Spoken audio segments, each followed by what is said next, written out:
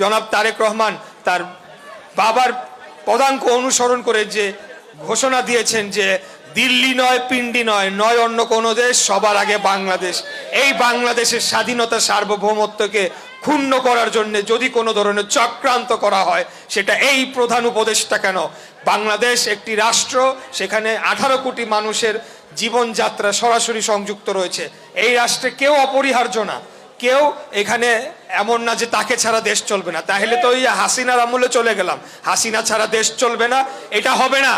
যদি কেউ রাষ্ট্র চালাতে ব্যর্থ হয়, তিনি বিদায় নিয়ে চলে যেতে পারেন। বাংলাদেশের জনগণ আরেকজনকে এনে সেখানে তার দায়িত্ব পালন করার জন্য দিবে। এবং তাদের দায়িত্ব কি?